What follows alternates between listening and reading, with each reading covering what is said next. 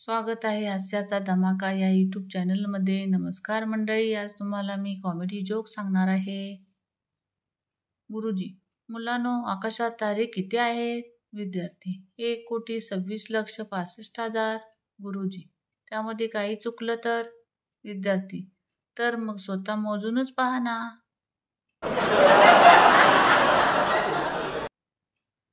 पहिला वेळा, अरे मी इतका उंच माणूस पाहिला की.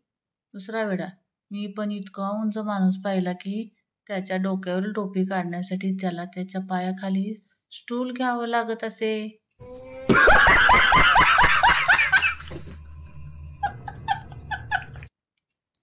बाई, नीट आठवत नाही आहे, पण तुला कुठे तर पाहिले आहे मी.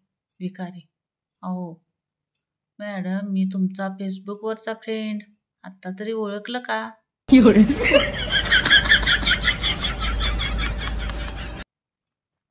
दोन वेडे मित्र. पहिला, तुझा जन्म कधी झाला? दुसरा, सोमवारी झाला.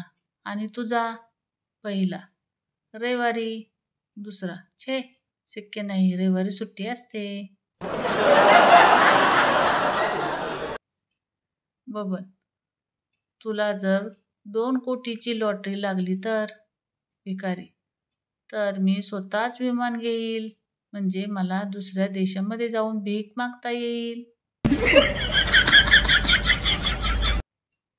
नीरज, अरे सूरज, तू एक ही गोळी बाजूने कापून का घेतोस?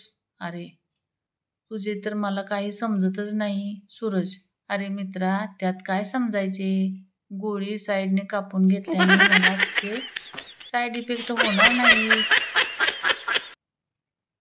रमेश, यार सूरज, मोदीजी संध्याकाळी पायी फिरायला जातात, ते सकाळी का नाही जात फिरत? सूरज, अरे बुद्धू, ते PM आहेत, AM थोडीच आहेत. नीरज, तू मला फसवलंस. दुकानदार, नाही साहेब, मी तुम्हाला चांगलाच रेडिओ विकला. नीरज, रेडिओवरती लेबल लावलं आहे की जपानमध्ये बनवला आहे, आणि रेडिओवरती सांगतात की दिस इज ऑल इंडिया रेडिओ.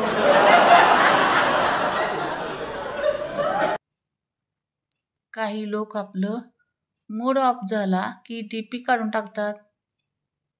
असा कसा मूड ऑफ? यांचा मूड जो स्वतःच उबाडही बघवत नाही. Oh, no, no, no, no.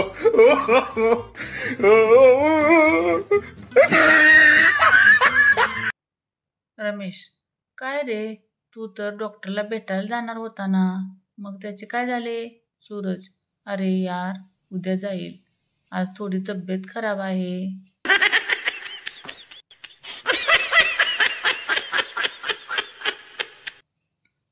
Neeraj, बायकोला, ना कजरे की हार, ना मोतियों के हार, ना कोई किया सिंगार, फिर भी कितनी सुंदर हो. बायको, सरळ सरळ सांगा ना, मेकअपसाठी पैसे नाही येत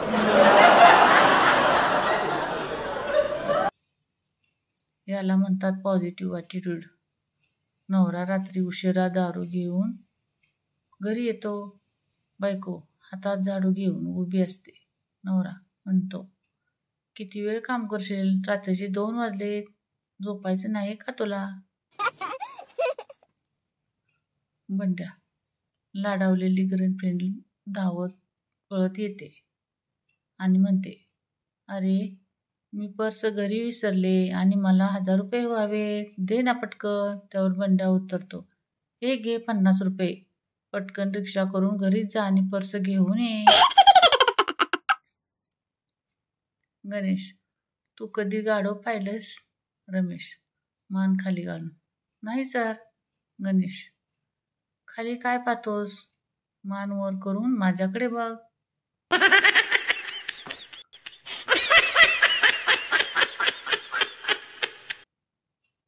एका हॉटेलमध्ये उतरलेले एक गिराईक मालकाकडे येऊन म्हणाले, तुमच्या हॉटेलात सफाईचे काम बाकी तत्परतेने आणि परिपूर्ण होतं, अभिनंदन. कसं कसं, पण तुम्हाला हे कधी लक्षात आलं? मालकांनी नम्रपणे विचारलं. गिरायकाने सांगितले. अहो, मी या हॉटेलात उतरून 10 मिनिटं झाली. खोलीत कोट काढून ठेवला आणि हात तोंड धुवून आलो. परत येऊन पाहतो तर माझ्या कोटाचे खिसे सगळे साफ, काहीही शिल्लक नाही. Oh, no, no, no, no.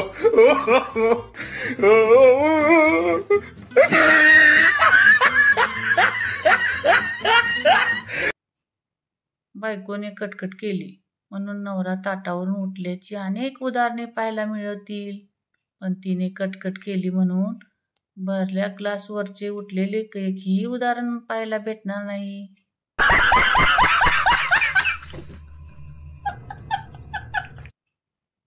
राजा हरिश्चंद्र आयुष्यभर सत्य बोलेल याचे कारण म्हणजे त्याच्या बायकोने कधीच विचारले नाही, तुम्ही कुठे जात आहात, मी कशी दिसते, कोणाचा फोन होता म्हणून.